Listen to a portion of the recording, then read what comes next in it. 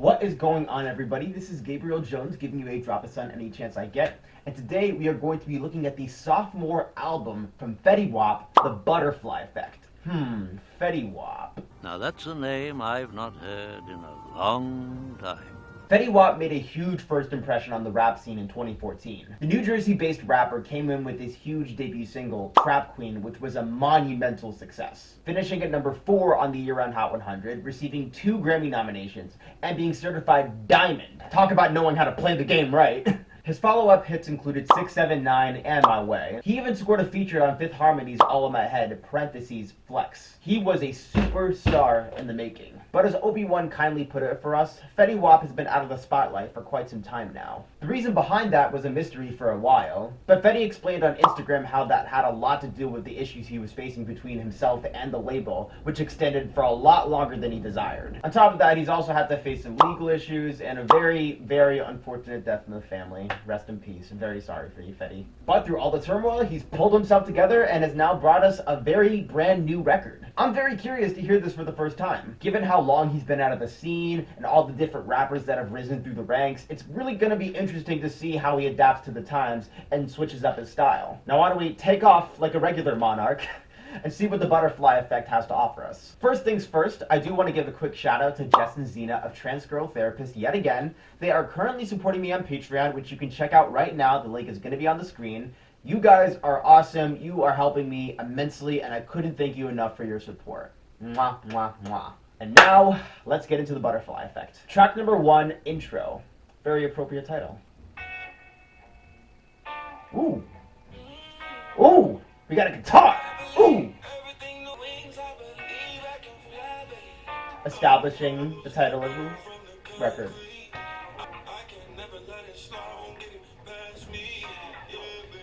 There are certain events from his past he's not able to let go of.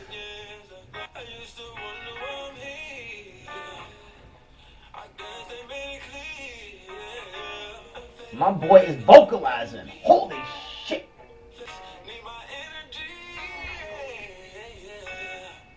Is this Fetty Wap or Ty Dolla $ign? I can't tell the difference between them right now.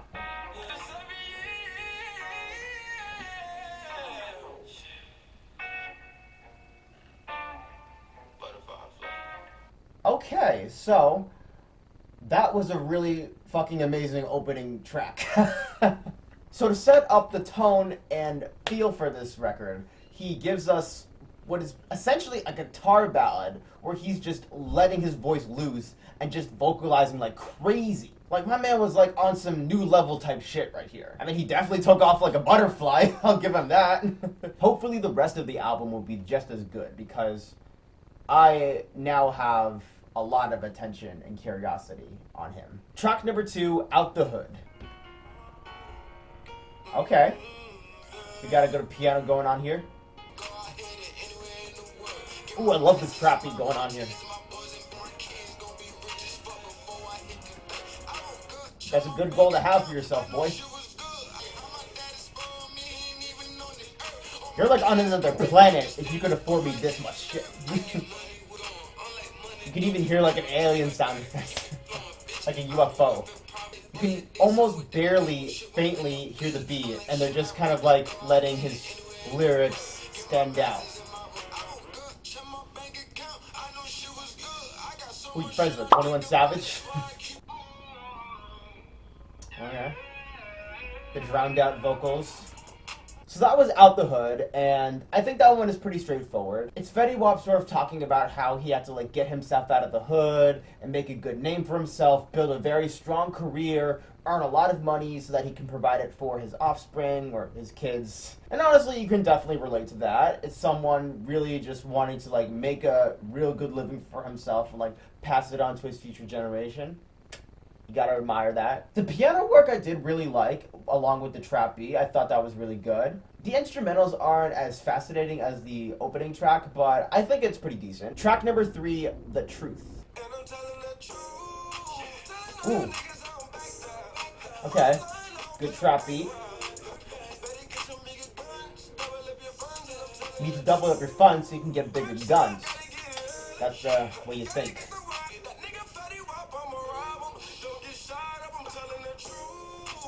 Don't You don't rob Fetty Wap, alright? That's how you go bang bang.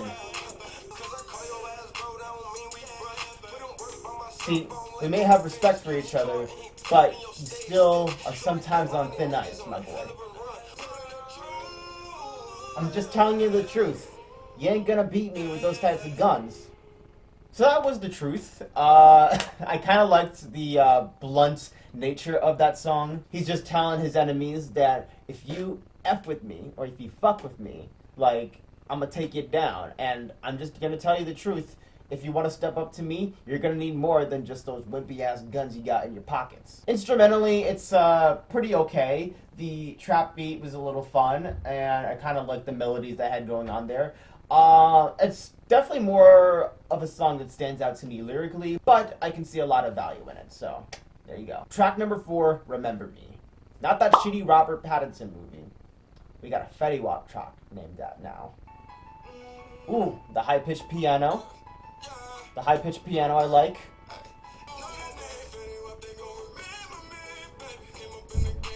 Yeah, they're gonna know who I am, baby. No, you can't handle me.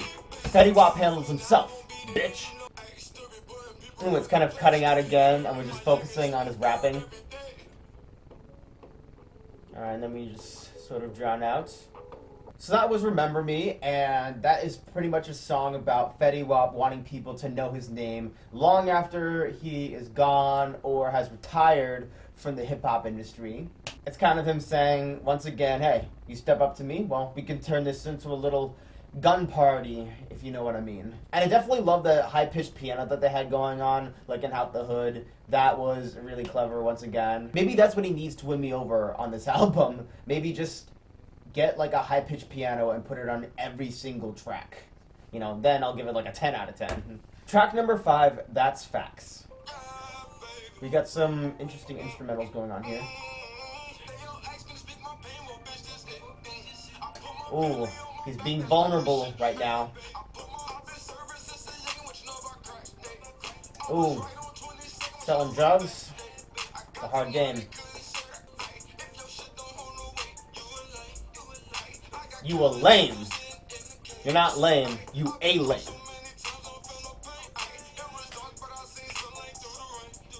I seen sunlight through the rain. Beautiful, man.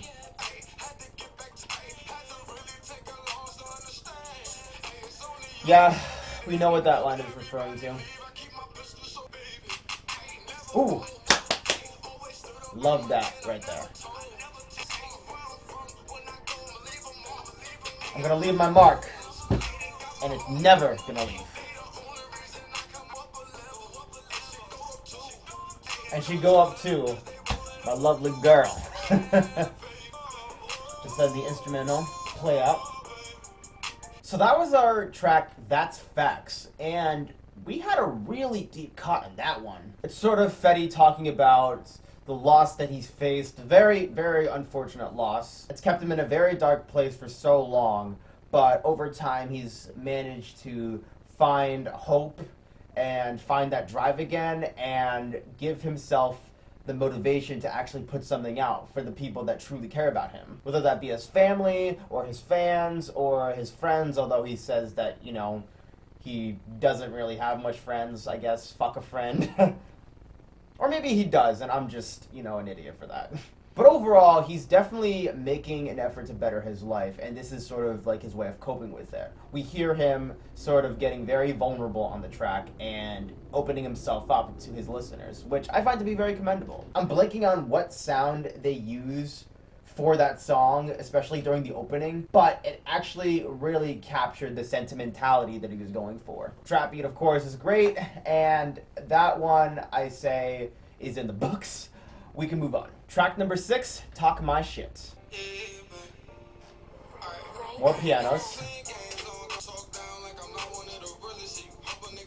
You think I'm not the realest? Bitch, I am the most realist out of all y'all. It's like I'm lost on an island and I just can't navigate my way through it. Like, I feel like I need to go for more, aim for more, because if I don't, then what the hell is gonna happen when the bottom falls out? Ooh. Ooh. Ooh, this is soulful. This is soulful. I mean, I still got people who love me in this industry, who want me to succeed, and I gotta do it for them and all the people who are listening. I'm gonna donate it to my crew because they've had my back. You guys are awesome.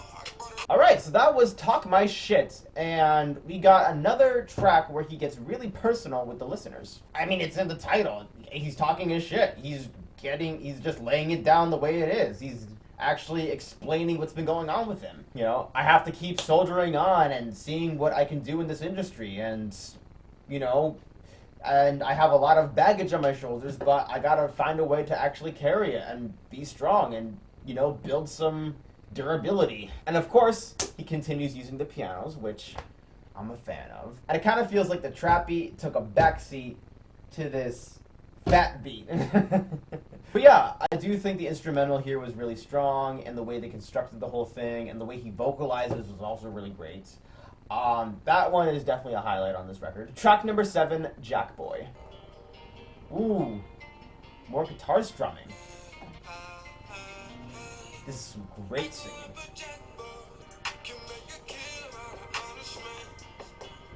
It can make the coldest man the warmest man.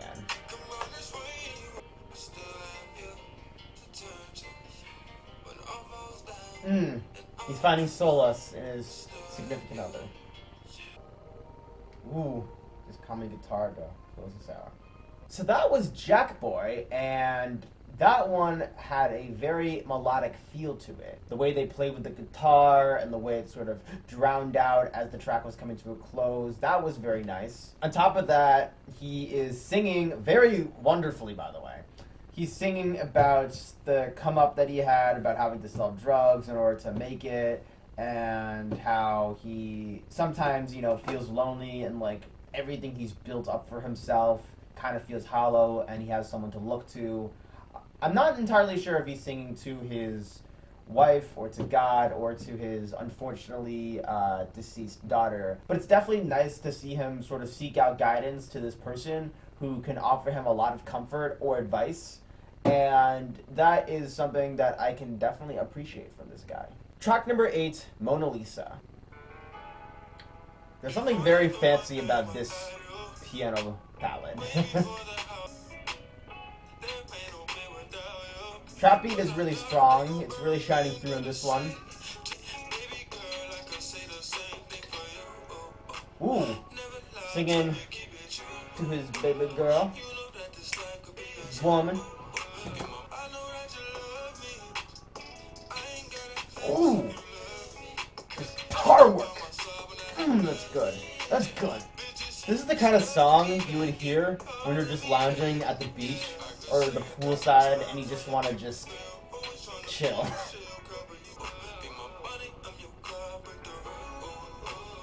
Bonnie and Clyde, the classic combo. You're the only one who doesn't judge me from the get-go. You actually want to connect with me. I love that. Harmonizing.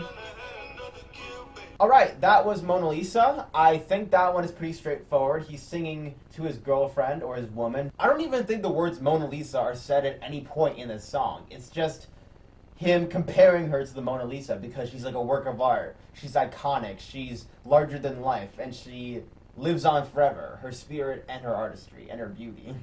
And the way they just play with the guitar and the trap beat, the piano at the beginning, it's really wonderful. It really does feel like a nice love song, and he really did prove just how much he cares for this woman, so mwah, mwah, mwah. Track number 9, They Know My Name. We're playing with some more guitars on this one.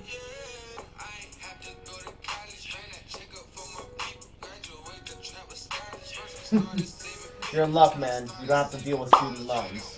They are the worst. Like, the vocal work is so soulful. Like, wow.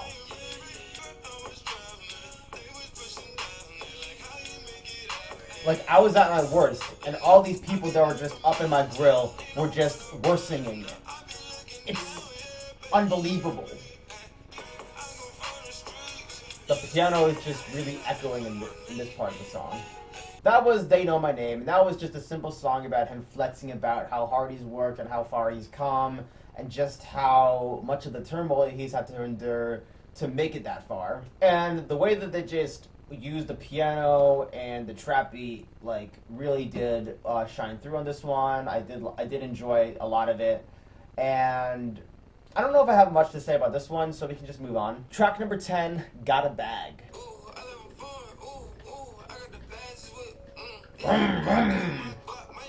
Nico's ad-lib. He walked in with my Glock, the kind of Glock's eye on. I love how he just keeps doing this, where he just like drowns out the whole beat, so we can just focus on his lyrics. It just clicks with me. It's so tasteful. And the piano closes us out. Okay, so that was Got a Bag. That one was pretty alright. I don't know if it impressed me too much. It certainly had a good trap beat going for it, but I don't know. Lyrically, it just doesn't do the same for me as some of the other songs did. I think it's another song where he's like talking about all the money he's made, like through, I think, playing the drug game. I don't know. It's like, I guess I'm having a little bit of trouble understanding this one. But if you guys know what this one's all about, just be sure to let me in the comments, because I'd be more than happy to read them. Track number 11, Midland. This melody reminds me of an ice cream truck. Now, I ain't ever sober when I got my Cali treats. They always with me. Ooh. I'm feeling so special. All white. That's how you know how classy I am. New Lamborghini all ooh. Used sound effects to describe the look of his Lamborghini. He just speechless. Ooh, it's kind of drowning out as his voice is still projecting clearly. So that was Milan. I really did enjoy that one. I thought that one was kind of jumpy, had a little nice melody to it. I like how he's promising that he's going to take his girl to all sorts of different places, whether it be Paris or Japan or even Milan. He named this song after a city in Italy, the people that helped my video get to 1,000 views. So props to them. In a lot of ways, this song kind of reminds me of B.O.B.'s So Good, where he's sort of like talking to his girl about all these incredibly different places, specifically in Europe, where they can travel to and they'll have a great time, and she'll be totally fascinated by what she's seeing. It almost has that glossy, dreamlike sort of feel to it that So Good has. And I really do think that it's a great way to construct the song. Track number 12, Queen. Not Trap Queen, Queen. There's a difference.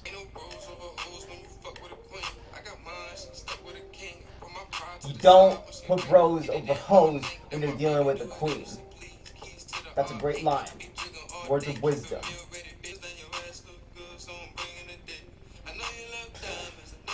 That is a come on line for sure.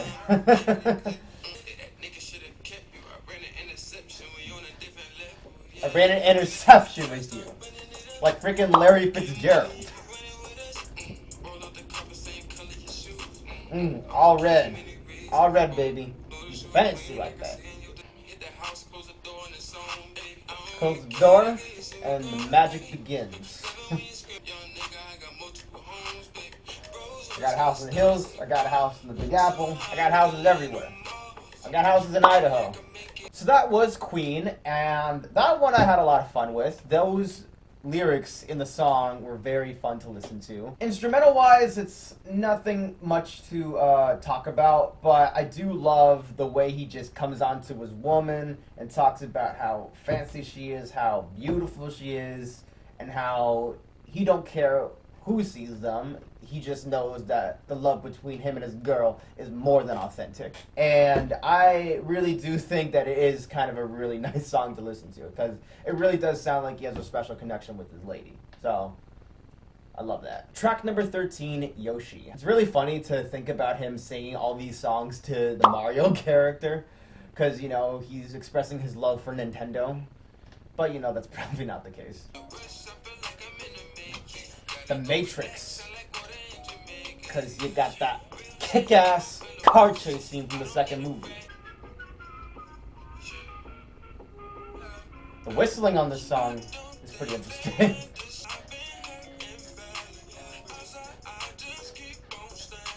I mean, I may have a lot of pain stored inside me, but outside, I am just keeping my head held high and just trudging through it all.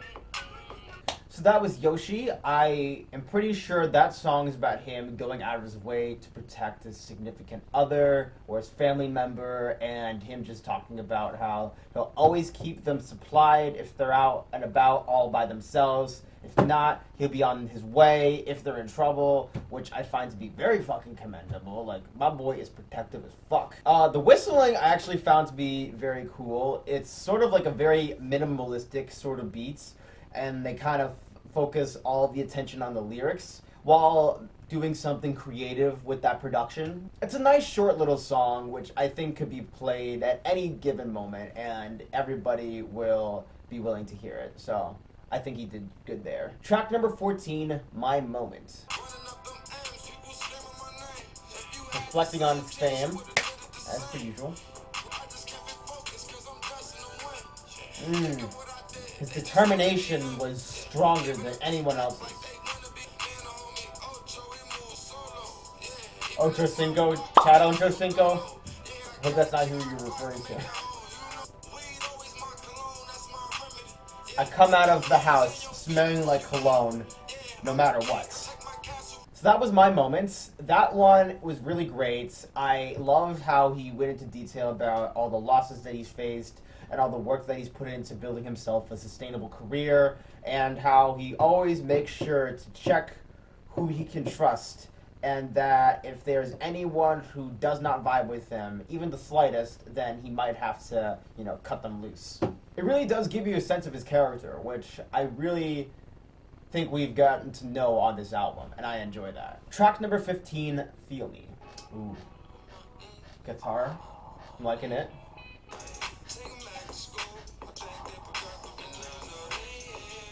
Y'all bitches better go back to school because you didn't learn any moves. Yo, my boy is sounding like John Legend in certain parts. Oh. So that was Feel Me. That one I thought was really good. I like the guitar work of that one. It does feel like we're retreading a little bit when it comes to the lyrical substance, but I do appreciate the sentiments that he's giving throughout this song. He's talking about how a lot has changed throughout his life over these past few years, but he's still gonna hold his ground and remain strong, and he ain't gonna let anybody step up to him. So he gonna really show who's the big dog in the house. Track number 16, At Peace. Got a little bit of a somber piano. I know what I'm planning out right now, and I'm feeling confident.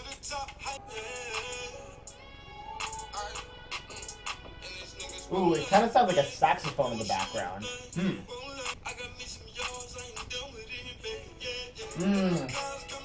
I still got yards to run. I may have the ball, but I gotta get to the end zone. So watch me do that. You can really hear the sax now. So that was At Peace, and I think he's sort of talking about how he has, you know, made peace with a lot of turmoil that he's been through in these last few years of his life. And, you know, while he has reached a lot of success over the years, he still has ways to go when it comes to, like, building himself a profile. And I just love the piano work, the saxophone, wow. Like, I didn't even expect him to throw that in. Put that together with a trappy, and you got yourself a really, really good song. And I appreciate what he's got going on here. So now we have our closing track for the album, and let's see what we got here. Track number 17, Outro. Really melodic vocals. Just want to thank you guys for tuning in. No problem. When butterflies are around you, it means that the angels are approving your actions and that you're on the right path. I didn't know that. You know? Squad. outro sound. Beautiful singing. Alright, so that was the outro, and that one was really straightforward. He's just thanking everybody for listening to the album and for showing him support. And he also gives the time to talk about a lot of the symbolism that he was like putting on this record and, you know, really laying it out for us. And honestly, it's a really nice way to like close out the record, which seemed to be very personal to him. And I gotta commend him for that. Just some calming, relaxing vocals, nothing too fancy, just a nice little monologue, just thanking everybody for giving him a listen. And with that, I think I'm gonna take a break. I'm gonna let the album sit with me. I'm gonna listen to it a second time, and then I'm gonna come back and give you guys my final thoughts. So stay with me. I am back, guys, gals, and non-binary pals, and I am ready to give my final thoughts on Fetty Wap's The Butterfly Effect. I remember back in 2014 when Fetty Wap got his first big break. And honestly, I figured he was just another rapper who got lucky enough to score a viral hit and didn't have much else going for himself. And while I wouldn't call myself a stan at this point in time, I do understand his career arc a lot better thanks to this album. Fetty was a guy who struggled in the hood and resorted to moving drugs to stay afloat. He found himself a golden opportunity when Trap Queen took over the world, and soon he was becoming a very hot name. But given the struggles with his managers and a very tragic death in the family, he found it very hard to build up that motivation again. But this album helps us understand a different side to him and gives us insight into his mental health. He also sings very precious love songs to his lady and shows off that romantic side that we've all come to love. He also does some great vocalizing, which I didn't appreciate until just today. They even infuse some interesting production elements, like an echoing piano, some electric guitars, and even a saxophone at one point. I think I'm less interested when the tracks don't have much to offer when it comes to melody, and that's what really impressed me the most about this album. But I was surprised by how great it turned out, and he genuinely spread his wings and became the butterfly that he knew he could be. You see this, Fetty? This symbolizes you. You made me proud. I give The Butterfly Effect a 7.5 out of 10. My favorite tracks would have to be Intro, That's Facts, Mona Lisa, Jackboy, and Milan. My least favorites would have to be Got a Bag, The Truth, and Queen. And I think that just about does it. Thank you guys so much for joining me on this album reaction. I was very surprised by this one, and I cannot wait to see what Fetty Wap is going to be doing in the future. If you want to follow me on social media, be sure to check out my Twitter, my Twitch, and my TikTok. The links are right down in the description. And be sure to check me out on Patreon too. You can give me some great support in return for some great rewards. But I think that's just about where we're going to wrap it up. My name is Gabriel Jones, and the sun may be setting, but I hope you were able to soak up those drops. Take care.